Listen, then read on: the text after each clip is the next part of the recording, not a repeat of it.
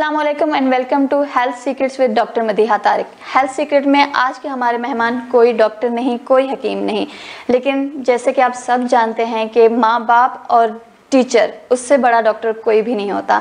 आज हमारे पास हैं हमाद इजाज़, जो कि unique school of Johar town campus के प्रिंसिपल हैं और उनका एजुकेशनल एक्सपीरियंस पिछले 16 ईयर्स का है।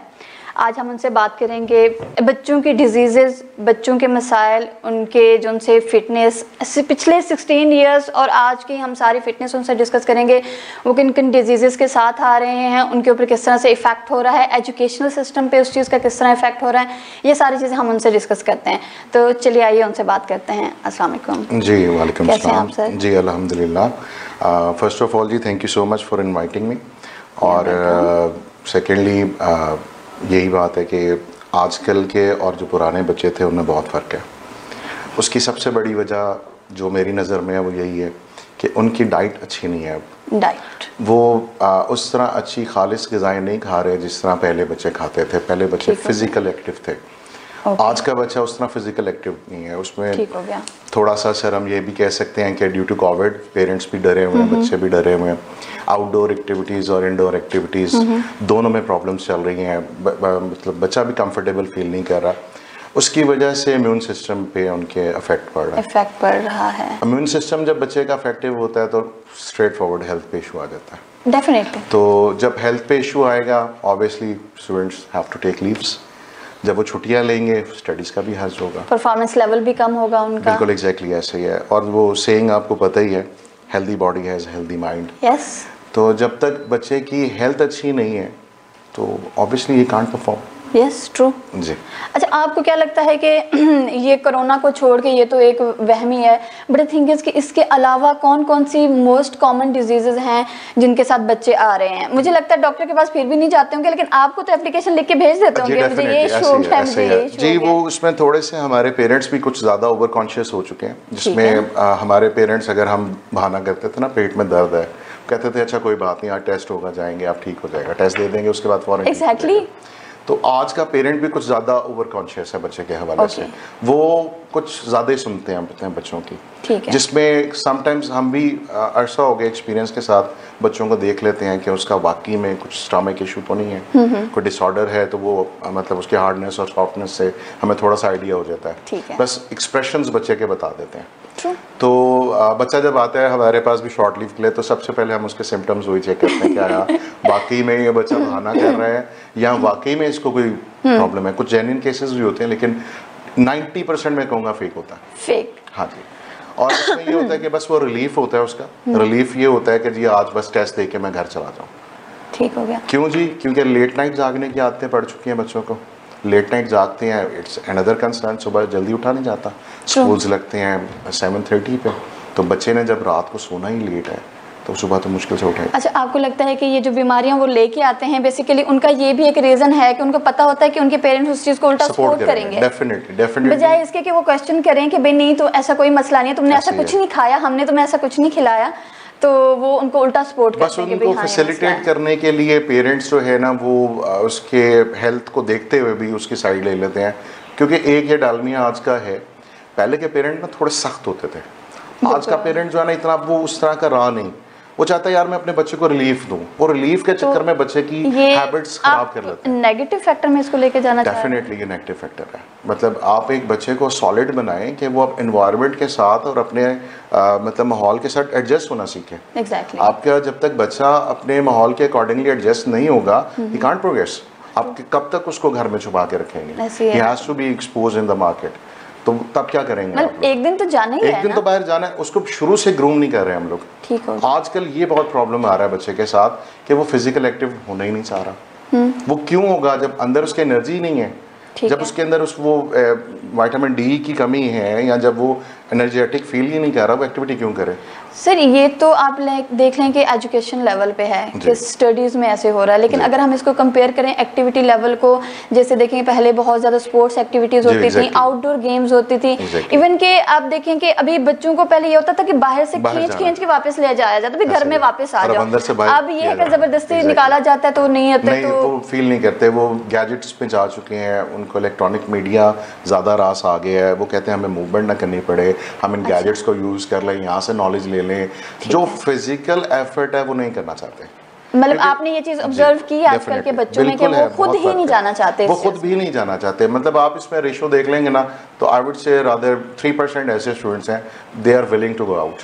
ठीक है, mostly they just want to get in the home, just have their wifi connected and just use the internet gadgets, और ये आपके पास सोशल मीडिया डिफरेंट एप्लीकेशंस हैं, तो वो उनको ज़्यादा प्रेफर करते हैं, जिसका कोई फ़ायदा नहीं। ये तो सर अच्छा चलें ठीक है, इस चीज़ को हम एक्सेप्ट करते हैं कि भाई वो नहीं जाना चाहते आउटडोर में, लेकिन इसका अब हमने अल्टरनेट भी तो कुछ करना है ना। अगर पेरेंट्स उनको प्रोटोकॉल दे रहे हैं लेकिन आप उनके पेरेंट्स से कम नहीं हैं, आपके स्कूल में जब वो बच्चे आ जाते हैं तो आप अपनी तरफ से उनको किस तरह से करते हैं कि थोड़ा सा मेंटेन करें कि इनका एक्टिविटी लेवल आप अपने स्कूल लेवल तक कैसे उनका मेंटेन रखते हैं? जी, इसमें डेफिनेटली हमारे पास कुछ ऐसे एथलीट्स होते हैं, me myself was an athlete as well, तो थोड़ा सा मैं ये भी आपको इसमें एडअप करता हूँ। तो मेरी एक नज़र होती है बच्चे के ऊपर कि यार आया ये स्टडीज में अच्छा है, आया ये स्पोर्ट्स से रिलेवेंट है, या इसमें कोई और स्किल्स हैं। ओके, मैं उस बच्चे को वो कोशिश करता हूँ कि उसकी स्किल अगर मुझे वो नज़र आ जाती है, मैं पेरेंट्स को मोटिवेट करने की कोशिश करता हूँ कि उसके इस स्किल के ऊपर डेवलपमेंट करें, ठीक हो गया, उसको इस पर हेल्प आउट करें। Percentages obviously are there, results चाहिए होते हैं, लेकिन जो बच्चे का नेचुरल टैलेंट है ना वो नहीं दबना चाहिए। True. ठीक है जी, उस नेचुरल टैलेंट के लिए उस बच्चे को एफर्ट करवानी पड़ती है। अगर पेरेंट रिस्पॉन्ड कर जाते हैं, मेरे 3 से 4 बच्चे इस वक्त लाहौर डिवीजन में सिलेक्ट हो चुके हैं क्रिकेट के अंदर, माशाल्लाह, 2 से 3 बैडमिंटन के अंदर जा चुके हैं, लाहौर लेवल पे जा चुके हैं, टेबल टेनिस हैं, इंटर कैंपस कंपटीशन में विनर्स हैं, मेरी ब्रांच के बच्चे हैं। दिराज जमशेद इसमें बच्चे का नाम है, बिलाल बच्चा रनर अप रहा, बिलाल इस वक्त एक लड़का खेल रहा है, फास्ट बॉलर है। तो वो सारे इसी वजह से हैं, परसेंटेजेस भी अच्छी थी, प्लस मेरी तरफ से मोटिवेशन गई, पेरेंट्स ने उस चीज़ को एक्सेप्ट किया और अल्हम्दुलिल्लाह आज अंडर सेक्शन के लिए खेल रहे हैं। मतलब पेरेंट्स भी बाज़ दफ़ा नहीं एक्सेप्ट करते इस चीज़ को। कुछ ऐसे पेरेंट्स भी हैं जिन्होंने अच्छा नहीं कहा और उन्होंने कहा नहीं sir we don't want our child to go there and this and that, तो हम फिर प्रेशराइज नहीं करते। हमें मोटिवेशन पेरेंट्स की तरफ से भी चाहिए होता है कि हाँ गो बैक, पुशअप देना हमारा काम है, स्किल्स डेवलपमेंट करना हमारा काम है, पीछे से सपोर्ट चाहिए। उनको आप गाइड कर देते हैं कि आपके बच्चे का टैलेंट ये है, अगर तो आपको सपोर्ट करते हैं तो आप उनको आगे लेके चलते हैं, फर्दर प्रोग्रेस करवाते हैं। तो आप किस तरह से करते हैं? आप लोग आपके क्लब्स के साथ इंटरेक्शंस हैं या स्कूल के अंदर ही आपने कुछ ऐसा किया हुआ है, कुछ क्लब्स वगैरह बनाए हुए हैं, स्पोर्ट्स कॉम्प्लेक्स बनाया हुआ है, या किस तरह से आप इसको? जी, हमारे यूनिक स्कूल जॉर्टान कैंपस के अंदर इंडोर एक्टिविटीज़ हैं जिसमें बास्केटबॉल है, बैडमिंटन है, टेबल टेनिस है, even hard ball cricket practice के लिए प्रॉपर एक सिस्टम नेट का लगाया हुआ है हमने, जो हम सर्दियों में अक्सर ऑन करते हैं। पिछले कोविड की वजह से थोड़ा सा इसके डिले आया, तो उसमें हम ये करते हैं जो बच्चा अच्छा परफॉर्म नहीं कर रहा होता ना उसको इस एक्टिविटी की तरफ लेके आते हैं, या जिसका हमें नज़र आता है कि यार हाँ ये बच्चा नहीं कुछ कर रहा, उसको हम इंगेज करते हैं फिजिकल एक्टिविटी में, कि ताकि वो कुछ अच्छा फील करना शुरू करे अपने अंदर। ऑब्वियसली आपको पता है, मैं ये फैक्टर भी आपसे डिस्कस करने लगी थी कि अब इस तरह से होता है कि भी एग्जॉस्ट हो जाते हैं, तो बच्चा अगर नहीं परफॉर्मेंस अच्छी दे रहा तो उसको एक्टिविटीज की तरफ लेके आए तो वो फ्रेश हो जाएगा, तो मेरे ख्याल से स्टडीज में भी अच्छा हो जाएगा। ऐसी है, एक बात याद रखिएगा, बच्चा हमेशा वो काम खुशी से करता है जिसमें उसका पर्सनल इंटरेस्ट होता है। जिसमें इंटरेस्ट नहीं है वो नहीं करता, आप जो मर्जी कर ले उसके साथ। तो ये बच्चे का भी इंटरेस्ट होता है, बच्चा खेलता खेलता नहीं थकता कभी, याद रखिएगा। बच्चा हमेशा थकता है किताब सामने बर्डन से, किताब सामने नहीं, वो इंटरेस्ट नहीं है ना बुक, जिस स्पोर्ट्स एक्टिविटी वाले बच्चे का इंटरेस्ट नहीं है बुक, ही वांट स्टडी, वो छोड़ देगा। उसको आप कहें यार जाओ बेटा 4-5 घंटे खेलो, खेलता रहेगा। आप उससे डिफरेंट एक्टिविटीज़ करवाएं, उसको थकेगा भी नहीं।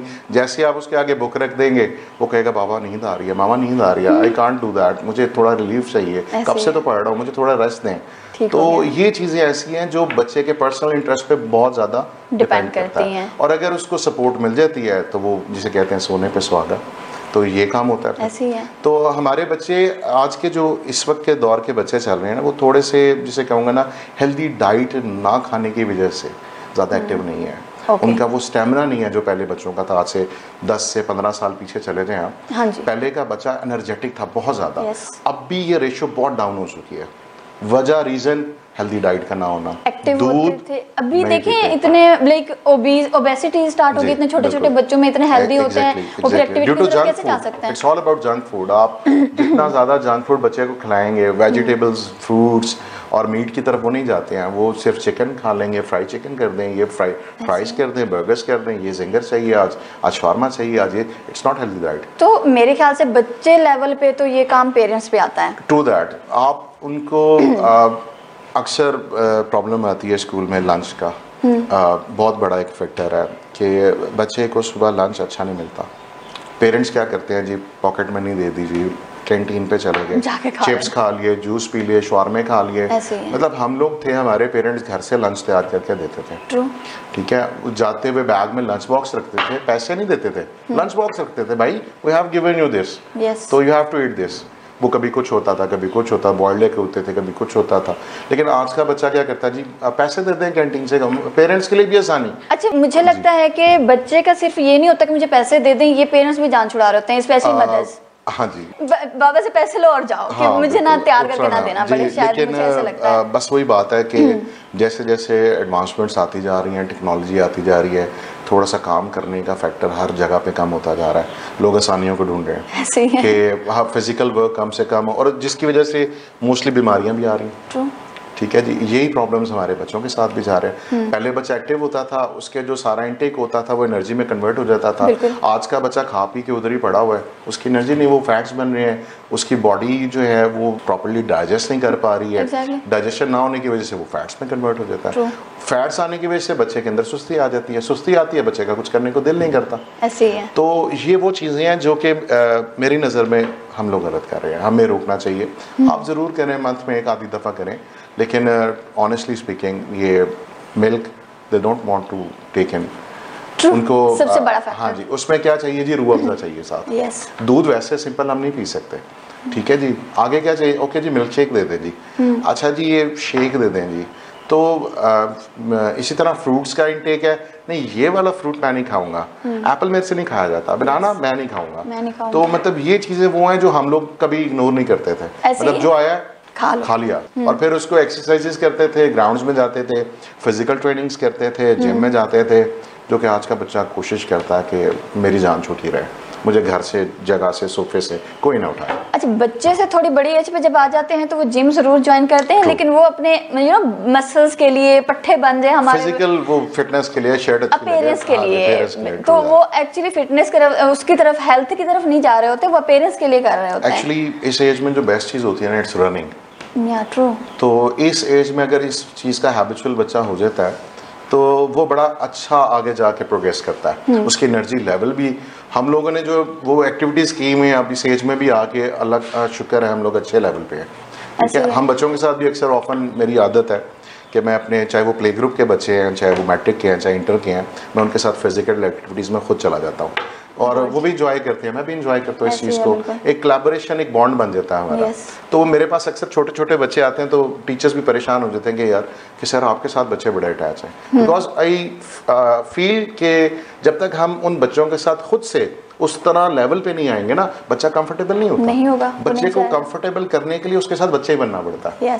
तो इसी आइडियोलॉजी को लेके हम लोग चल रहे हैं, और कैंपस के अंदर भी ऐसे ही करते हैं। उसी चीज़ को देखते हुए बच्चे की स्किल्स को लेकर जाकर हम लोग उनको स्पोर्ट्स में भी लेके आते हैं। जो बच्चा नहीं पढ़ रहा होता, स्पोर्ट्स में लाते हैं, उसमें उसकी थोड़ी सी एनर्जी कंज्यूम होना शुरू होती है, पता लगता है आहिस्ता आहिस्ता उसको स्टडी का ग्राफ भी इंप्रूव होता है, क्योंकि उसको एक लालच देते हैं कि यार अगर आप अच्छा करोगे हम आपके साथ खेलेंगे, you will be allowed to play with us. तो जिसे कहते हैं बच्चा एक अच्छा ऑनर फील करता है, यार मैं प्रिंसिपल साहब के साथ खेलूंगा, मैं अपने टीचर्स के साथ खेलूंगा। इसमें मैं क्रेडिट दूंगा अपने प्रोजेक्ट डायरेक्टर्स को भी, जिन्होंने मुझे ये चीज़ें अलाउ की हुई, और वो खुद भी स्पोर्ट्स से बड़ा इंटरेस्ट रखते हैं और बड़े अच्छे स्पोर्ट्समैन भी हैं। तो उस्मान साहब हैं उनका नाम, और दूसरे डायरेक्टर अली साहब हैं। तो उनकी इजाज़त के साथ ही ये सारा कुछ हो रहा है, जिसकी वजह से हमारे बच्चों के अंदर काफ़ी चेंजेस आए हैं। और मैं काफ़ी मतलब ऐसे बच्चों को इम्प्रूव करवा चुका हूँ जो जब आए थे वो 30 to 35% पे थे, लेकिन जब पास आउट हुए 90-95% ले गए। अच्छा, मतलब जो पेरेंट्स ये समझते हैं कि अगर एक्टिविटी की तरफ हमारा बच्चा स्पोर्ट्स की तरफ जाएगा तो वो स्टडीज से दूर हो जाएगा, तो ये हरगिज़ ऐसा नहीं होता। स्केजुलाइज्ड होता है हर चीज़ का स्केड्यूल बनाकर देते हैं, और उसमें मंथली टेस्ट होते हैं, उसमें प्लेइंग टाइम होता है, हम ये खुद सेट करके देते हैं उस बच्चे को। क्योंकि ये ना बहुत कॉमन, मैंने भी ऑब्जर्व किया ये चीज़ कि पेरेंट्स ये समझते हैं कि अगर हमारा बच्चा स्पोर्ट्स एक्टिविटीज़ की तरफ गया, किसी भी स्पोर्ट्स की तरफ, तो वो स्टडीज़ में बिल्कुल नील हो जाएगा। क्योंकि आप ना, मैं आपको दिखाती हूँ, जब सबसे पहले हमारे, आप स्पोर्ट्समैन देख लें, हमारे जो क्रिकेटर्स हैं, आपको एक भी पढ़ा लिखा क्रिकेटर नजर नहीं आएगा। इस पे मैं तो ये पूरी दुनिया देख रही है इसको, सिर्फ हम ही नहीं देख रहे। नहीं, पढ़े लिखे होते हैं लेकिन उनका रेशो बहुत कम होता है, बिकॉज के उनके अंदर वो नेचुरल एबिलिटी होती है खेलने की। कुछ ऐसे होते हैं जो मेहनती हैं, जैसे मैं अब बड़े बड़े नाम है लेने तो नहीं चाहिए लेकिन फिर भी चले बात कर रहा हूँ। हमारे कुछ ऐसे नाम हैं जो माशाल्लाह से मेहनत के बलबूते पे क्रिकेटर बने, जिन्होंने बड़ी मेहनत की। यूनुस खान एक नाम है, आई एम सॉरी मैं नाम ले रहा हूँ, वो नेचुरल टैलेंट नहीं है लेकिन वो is a very hard worker, struggle किया। ठीक है, इमरान नज़ीर, मैं एक पुराना नाम ले रहा हूँ, he was a natural talent, no doubt मेहनती था लेकिन वो नेचुरल टैलेंट था। ठीक है, इसी तरह और भी कई क्रिकेटर्स हैं, ठीक है, उनमें पढ़ाई के साथ साथ स्किल्स थी, मेहनत प्लस एजुकेशन, आज वो कंप्लीट एक पैकेज है। आप ये कहना चाहते हैं कि ऐसा हरगिज नहीं है कि अगर आपका बच्चा स्पोर्ट्स में जाएगा तो स्टडीज में नहीं आएगा? जी, हर्ज नहीं होता इसमें, स्केजुलाइज करें, टाइम के अकॉर्डिंगली करें, बच्चे को मौका दें, सब चीज़ें मैनेज होती हैं।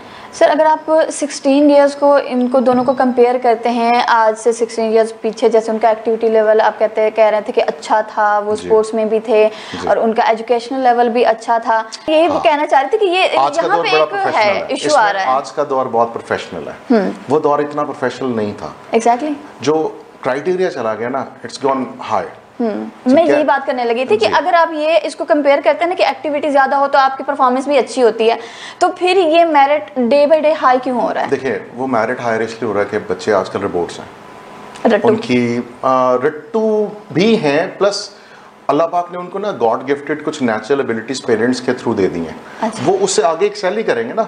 हम लोग थे, हमारी सोच और थी, हमारे बच्चे जब आएंगे हम जो स्टैंड कर रहे हैं उससे आगे लेके चलेंगे, वो कुछ चीजें नेचुरली उनके अंदर आ जाती हैं। अच्छा। वो उससे आगे एक्सेल करते हैं। फिर हम यही समझ रहे होते हैं यार ये बच्चा अभी पीछे है, लेकिन एक्चुअली वो हमसे आगे चल रहा है, इज द नेक्स्ट जनरेशन। तो वो सारी पिछली चीजें अपने अंदर लेके आया हुआ है, वो जल्दी पिक करता है चीज़ों को, वो जल्दी अडॉप्ट करता है चीज़ों को, उस पर वर्किंग जल्दी कर लेता है, उसकी समझने की सलाहियत हमसे ऑनेस्टली स्पीकिंग ज़्यादा है। जो हम अब आके एक्सपीरियंस बेस पे करते हैं, वो बच्चा he has gotten it all. Exactly, क्योंकि हमारे पेरेंट्स जो थे ना, तो वो बहुत मासूम लोग थे, तो हमने जो चीजें सीखी थी दुनिया से आके सीखी, तो वो ऑलरेडी सीख चुके हैं, वो चीजें सीख के आ रहे हैं, तो उन्होंने आगे नहीं जाना है। एग्जैक्टली ऐसे ही है। तो बात फिर वही है कि बच्चा जो विलिंगनेस शो करता है, जो बच्चा पेरेंट अपनी तरफ से परमिशन दे देता है, उनके बच्चे की प्रोग्रेस होती है। yes. और उसमें फिर हम बच्चे को पूरा स्केड्यूल देते हैं, जिसमें स्टडीज़ का स्केड्यूल है। इवन जो प्रोफेशनल लेवल पे जा रहे होते हैं उनको मैं खुद से जो है एक रूटीन सेट करता हूँ, उनकी डाइट की, रेस्ट की, ट्रेनिंग की, पढ़ना किस टाइम में, कितना पढ़ना है, क्या चीज़ पढ़नी है, yes. पूरा एक टाइम टेबल सेट करके देते हैं। तो मेरी टीम भी माशाल्लाह बड़ी एक्सपर्ट है इसमें, अब काफ़ी अरसे से लोग मेरे साथ अटैच हैं, तो मुझे अब ज़रा कम मेहनत करनी पड़ती है क्योंकि मैंने उनको वो सिंक्रोनाइज कर दिया है। ठीक हो गया। तो जहाँ पे बहुत ही ज़्यादा प्रॉब्लमैटिक कोई केस होता है मैं उसको डील करता हूँ। ओके, ठीक है जी, यानी एक बच्चा जो अब बिल्कुल ही किसी ने हाथ अपने हाथ उठा लिए कि sir we can't do this, फिर मैं उसको ऑन करता हूँ, खुद ब खुद आप उसको फिर आगे लेके हाँ जी, फिर उसकी देखता हूँ चीज़ें, डिस्कशन करता हूँ उस बच्चे के साथ, इन शॉर्ट पर्सनल 1-to-1 उसके साथ जो है मीटिंग सेट करता हूँ अपनी, और उससे पूछता हूँ चीज़ें, उसको ऑब्जर्व करता हूँ और फिर उसके अकॉर्डिंगली थोड़ा थोड़ा करके उसको एक्सेल करवाते हैं। ये नहीं कि 30 से एकदम 80 पे ले जाते हैं, 30, 32, 35, 40, 42, छोटे छोटे टारगेट्स, उस छोटे छोटे टारगेट्स के अगेंस्ट छोटी छोटी उसको एक गिफ्ट्स फॉर्म में चीज़ें जी एग्जैक्टली, उससे फिर उनको मोटिवेशन भी होती है। जैसे अगर कोई एक बैडमिंटन प्लेयर है तो उसको एक शटल गिफ्ट कर दी, रैकेट का ग्रिप गिफ्ट कर दी कि ये लो यार तुमने अच्छा परफॉर्म किया, ये लो मेरी तरफ से, ओके टूर्नामेंट आ रहा है, I am sending your name from the campus. ठीक है जी, ये वो चीज़ें हैं जो बच्चे के अंदर बूस्टिंग पैदा करती हैं कि यार yes I have to do something. Exactly, तो ये चीज़ें होती हैं। सर, आप ये सारी एक्टिविटीज़ लेके इस कैंपस में कितने साल से आप ये सारी चीज़ें करवा रहे हैं? जी, इस यूनिक जोहटाउन कैंपस में जब मैं आया था तो मेरे पास अराउंड अबाउट 50 स्टूडेंट्स थे मॉर्निंग के अंदर और ऑलमोस्ट इतने ही इवनिंग के अंदर थे, जो कि अब अल्हम्दुलिल्लाह from the last 7 years I am in this campus, और we have excelled from only boys campus to juniors and high school girls, और बहुत अच्छी इस वक्त स्ट्रेंथ हो चुकी है हमारे पास के 7 ईयर्स से आप लोगों ने ये सारी चीजें आप साथ लेके चल रहे हैं। जी अल्हम्दुलिल्लाह। और 7 ईयर्स में दरमियान में एक ड्यूरेशन आया था कोविड का। जी जी, तो आपका उसके बारे में क्या पॉइंट ऑफ व्यू है, इसमें कितना इफेक्ट हुआ एजुकेशनल भी और स्पोर्ट्स एक्टिविटीज भी और ये सारी इम्यूनिटी और ये सारी चीजें, आपका क्या पॉइंट ऑफ व्यू? सबसे ज़्यादा इम्पैक्ट पड़ा ही एजुकेशन सेक्टर के ऊपर, सबसे ज़्यादा इम्पैक्ट पड़ा ही स्पोर्ट्स एक्टिविटीज़ के ऊपर है। बाकी फिर भी मामला दुनिया के चलते रहे। ये वो एक्टिविटीज़ थी जो सारे घरों में महसूर हो गए, ना आपका बच्चा आ रहा है, ठीक है। टीचर भी नहीं आ सकता, सारे रिस्ट्रिक्टेड है, ऑनलाइन लेक्चर्स चल रहे हैं, ऑनलाइन लेक्चर्स के अंदर बच्चा उस तरह नहीं पढ़ पाता, नहीं कर सकता, हर पेरेंट फैसिलिटी भी नहीं दे सकता, हर पेरेंट वो बेयर नहीं कर सकता एक्सपेंस के, इंटरनेट का, लैपटॉप का, डिवाइसेस का एक्सपेंस, जिसकी वजह से काफ़ी प्रॉब्लम्स रहे बच्चों को। और इसी तरह स्पोर्ट एक्टिविटी थी, जो आउटडोर जाते थे लोग, जब ग्राउंड्स में नहीं जाएंगे, वो प्रैक्टिस नहीं करेंगे, वो परफॉर्मेंस नहीं कर पाएंगे, तो वो डेफिनेटली उनका भी लेवल डाउन आ जाएगा, इनएक्टिव हो जाता है। लेकिन वही बात है कि बाहर ग्राउंड का इम्पैक्ट और है, स्कूल का इम्पैक्ट और है, वर्चुअल क्लासरूम्स का इम्पैक्ट और है। बिल्कुल, कई दफ़ा ऐसा होता था कि बच्चा पीछे सो जाता था। नहीं, पेरेंट्स नाश्ता करवा रहे हैं, रिकॉर्डिंग ऑन है, बच्चे से क्वेश्चन कर रहे हैं, बच्चा आंसर ही नहीं कर रहा। मेरी आदत थी कि मैं खुद भी उसमें जंप इन कर देता था, ओके बेटा you have to answer this question, तो पता लगता था, पीछे से कॉल करते थे, वो सर सॉरी वो नाश्ता कर रहा है सर, वो ऑन किया हुआ। तो इट्स वेरी मतलब embarrassing for us as well कि हम इतनी एफर्ट कर रहे हैं लाइव जाके, और आप मतलब पेरेंट्स का इस तरह का बिहेवियर था। सर तो आपका जो कैंपस है वो बेसिकली को आपने बताया है, को नहीं है, बेसिकली बॉयज़ हाई सेपरेट है, गर्ल्स हाई सेपरेट है, और फिर ये एकेडमी है जो विच इज़ को, ठीक है। लेकिन इन शॉर्ट की गर्ल्स भी हैं आपके कैंपस में, बॉयज़ भी हैं, तो आप दोनों को कंपेयर ये करके मुझे बताइए कि एक्टिविटीज़ और स्पोर्ट्स में फीमेल्स का, उनके पेरेंट्स का क्या रोल है? देखें जी, बच्चियां भी चाहती हैं, अपना भी इंटरेस्ट, बच्चियां भी चाहती हैं फिजिकल एक्टिविटीज करना। ऑनेस्टली बताऊं, मेरे पास ज़्यादा बच्चियों की मैसेजेस आते हैं कि जिसमें ये होता है कि वो चाहती हैं कि sir we want to play outside, और even they bring their badminton rackets as well, cricket equipment as well, और मैं अलाउ करता हूं उनको। हमने वो स्केजुलाइज किया हुआ सारा टाइम, बॉयज़ के लिए अलग, लेकिन जो गर्ल्स साइड पे आजकल है ना, वो ज़्यादा ट्रेंड है। बच्चियाँ जो है वो ज़्यादा चाहती हैं कि हम फिजिकल एक्टिविटी करें, और बॉयज़ चाहते हैं हमें अंदर रखें, इंडोर एक्टिविटीज जितनी मर्जी करवा लें, हमने बाहर नहीं आना। तो ये थोड़ा सा फर्क है इसमें। क्रिकेट में भी आप ये कहें, क्योंकि मुझे नहीं बल्कि काफी सारे लोगों को ऐसे लगता था कि ये है ही मर्दों का गेम, नहीं लड़कों का गेम। मेरे पास बड़े बड़े अच्छी बच्चियां हैं जो बड़ी अच्छी प्लेयर्स हैं, जो अच्छा खेलती हैं, लेकिन फिर भी मैं यही कहूंगा कि अभी उस एक्सटेंट लेवल पे नहीं है। ठीक है, 70-30 की रेशो में कहूंगा ये, बॉयज 70%। इस चीज को सपोर्ट करते हैं कि उनको आगे आने दिया जाए, एनकरेज करते हैं। बल्कि मैं रिक्वेस्ट करूंगा तमाम उन पेरेंट्स से जो सुन रहे हैं हमें, कि अगर आपका बच्चा, चाहे वो बेटा है या बेटी है, अगर वो किसी इस तरह की एक्टिविटी में आना चाहता है तो प्लीज अलाउ देम। उनका अगर नेचुरल टैलेंट है तो let them show the world what they can do.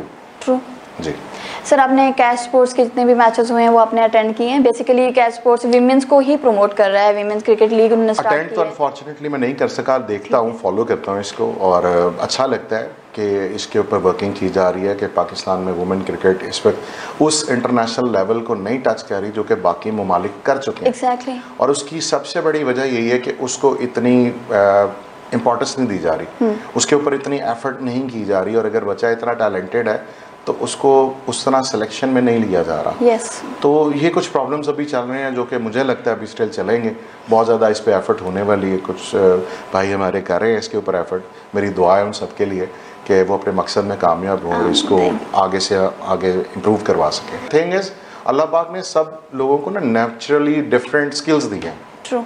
वो हाथी दरख्त पे नहीं चढ़ सकता। Exactly. जितना बड़ा है जो है वो पानी में बहुत अच्छा परफॉर्म करेगी, वहाँ पे फर्श पे उसको रख देंगे, वो बेचारी कुछ नहीं कर सकती। Exactly. हमें ये देखना है कि कौन हाथी है कौन डॉल्फिन है, किसको कहाँ पे अप्लाई करना है। Exactly. This is our role, जो टीचर्स है उनका ये रोल है। Okay sir, thank you so much, बहुत अच्छी नाइस इन्फॉर्मेशन आपने दी है और ये लोगों के लिए भी बहुत अच्छी थी। इंशाल्लाह इस पे अमल भी करेंगे।